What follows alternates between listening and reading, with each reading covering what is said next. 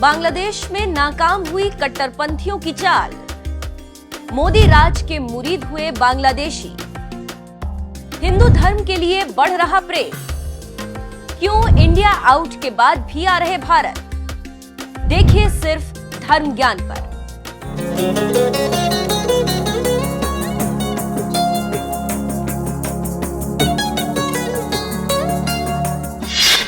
भारत का पड़ोसी देश बांग्लादेश पर भारत के कितने एहसान हैं ये तो सारी दुनिया जानती है।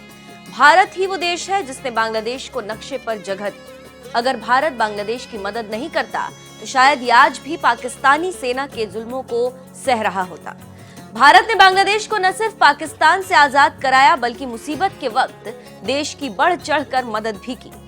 वैसे तो भारत और बांग्लादेश की सरकारों के बीच अच्छी दोस्ती है, लेकिन बांग्लादेश का एक वर्ग ऐसा है जो भारत को बिल्कुल पसंद नहीं करता, जिसे सनातन धर्म से नफरत है और इस नफरत को वो वहां रह रहे हिंदुओं पर निकालते हैं। नरेंद्र मोदी जब से भारत के प्रधानमंत्री बने हैं तब से बांग्लादेश की सरकार भी ऐसे कट्टरपंथियों पर नकेल कस रही। यही वजह है कि वे भारत के खिलाफ जहर उगलने का कोई मौका नहीं छोड़ते। लेकिन इन कट्टरपंथियों के मुंह पर अब तमाचा पड़ गया।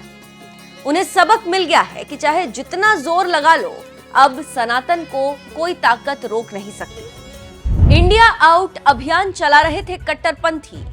भारतीय प्रोडक्ट्स के बॉयकॉट के लिए कर रहे थे प्रचार। बुरी तरह फ्लॉप हुआ मिशन। देखिए सिर्फ धर्म ज्ञान पर। पिछले कुछ समय से बांग्लादेश के कट्टरपंथी मालदीव की तर्ज पर भारत का विरोध कर रहे थे, लेकिन उनके इस विरोध की हवा तब निकल गई जब बांग्लादेशी टूरिस्ट्स ने भारत आने के सारे रिकॉर्ड तोड़ दिए।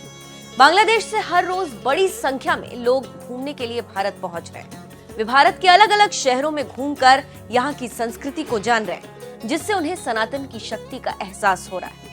भारत के ब्यूरो और इमिग्रेशन के मुताबिक हर दिन करीब 10 से 12 हजार बांग्लादेशी घूमने के लिए भारत आ रहे हैं। बांग्लादेश में कट्टरपंथियों के कारण लोग घुटन भरे माहौल में जीने को मजबूर हैं, लेकिन जब वो भारत पहुंचते हैं तो यहाँ की हवाओं में घुली आजादी उन्हें सुकून देती। यही वजह है कि भारत में बांग्लादेशी पर्यटकों की संख्या बढ़ती जा रही। अनुमान लगाया जा रहा है कि इस साल 19 लाख बांग्लादेश पर्यटक भारत घूमने के लिए आएंगे। यह आंकड़ा बताता है कि भारत का पड़ोसी देश भले ही मुस्लिम हो, लेकिन उसका मिजाज सनातन धर्म की तरफ मुड़ रहा है।